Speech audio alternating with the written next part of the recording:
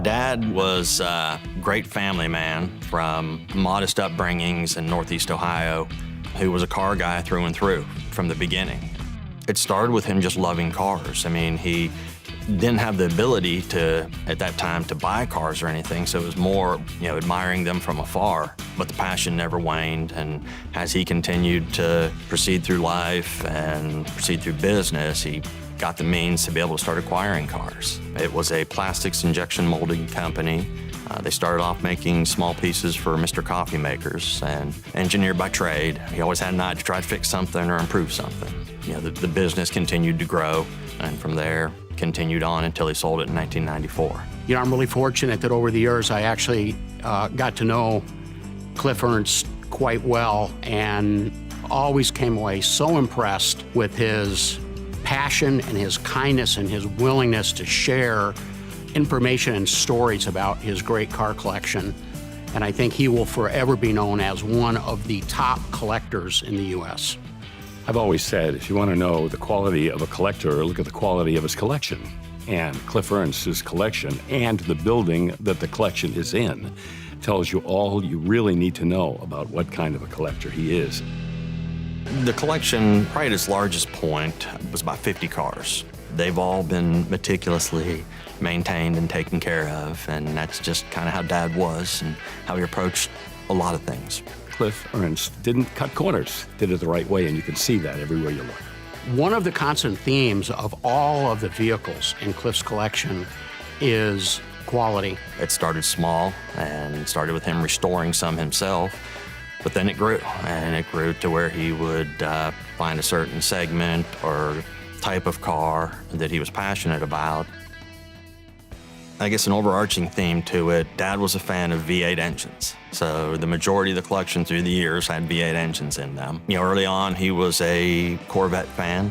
1971 Corvette Coupe may be one of my favorites in the entire collection. Here's why. Cliff bought this car brand new as a company car.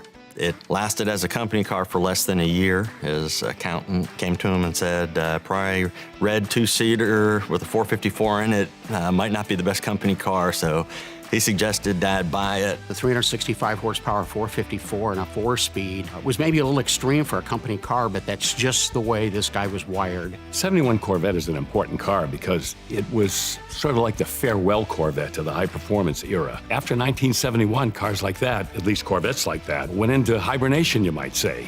I remember as a kid, Dad would wash it, and my brother and I would get in the front seat.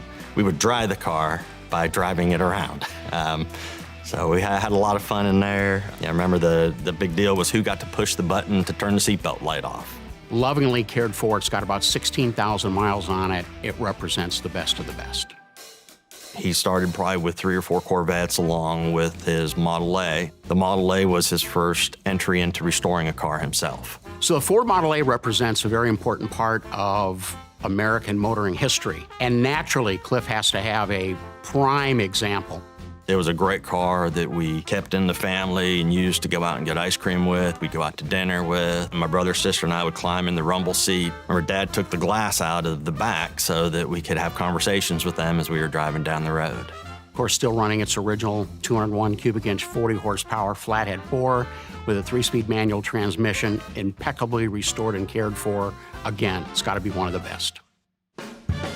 Another big year for Ford, 1932. It was the debut of their all-new car with a very special engine. 1932 Ford Model 18. Just about any student of early Fords will tell you that was an important year for Ford because the Model 18 was the first one to have the flathead V8. Modest 65 horsepower in the debut year, but it gave Ford a sophisticated and powerful V8 engine, really kind of resetting the bar for the other manufacturers in the low price range that were still dealing with 4- and 6-cylinder engines. That was a sensation, a revelation back then, to have a car that was affordable for most people, but it had V8 power. As I said, he was a big V8 fan, and I think that was justification in his eyes, the reason to have one.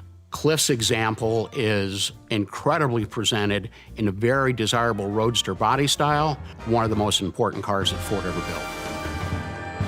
57 Thunderbird, as most people know, was the final year of the first 3 years of the two-seater. They knew that the Thunderbird name was going to live going into the future, and Ford was doing different things, kind of experimenting, you could say, with the performance image of the car. Supercharging really wasn't a new thing in 1957. I mean, you want to go back to the 1920s and 30s.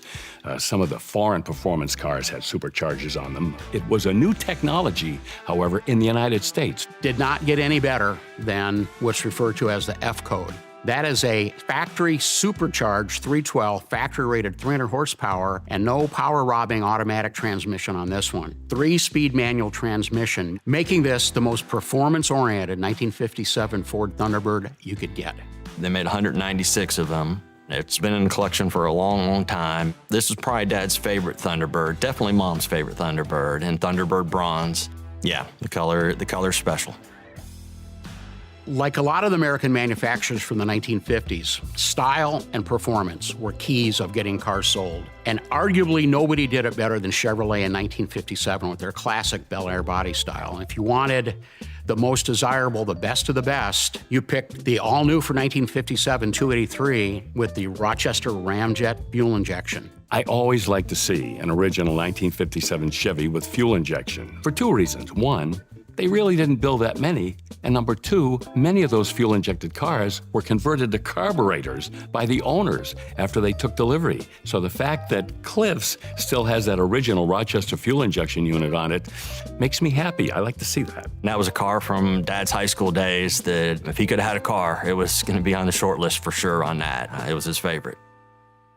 Another utterly astonishing car, the 1958 Impala, debuted with a 1-year all-new body style. The styling of the 1958 Chevrolet is so different from the 3 years prior, so they really pulled out all the stops on the 58 Chevy, and as you can see, even to this day, it is a distinctive 1-year only style that has really come into its own with Chevy collectors. 1958, this is the year my dad graduated high school. He would tell the story that if he could have had any car when he graduated high school, that would have been the car. This particular 58 Impala has the 348, 3 two-barrel carburetors, 315 horsepower, and an incredibly rare factory-installed 4-speed manual transmission. We've got the build sheets to go back and the order sheets on it that show that it has a 4-speed in it. It's incredible that this car even exists. I've never seen a factory 4-speed 58 Impala. This is one of the best Impalas we will ever see.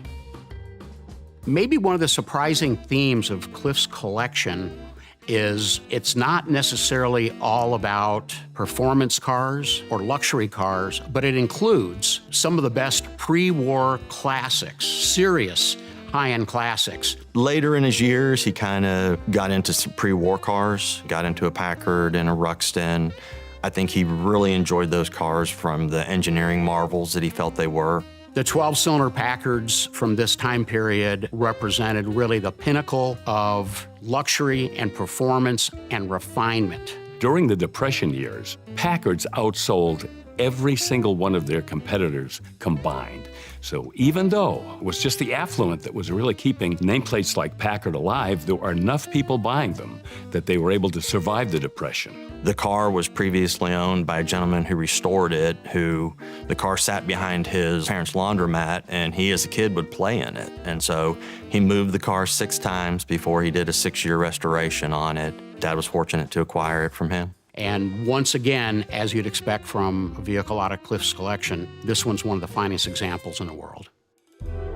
Perhaps the most storied and mysterious and controversial car of Cliff's entire collection is an incredibly rare 1930 Ruxton. Probably one of the most talked about cars in the collection because most people have never heard of it.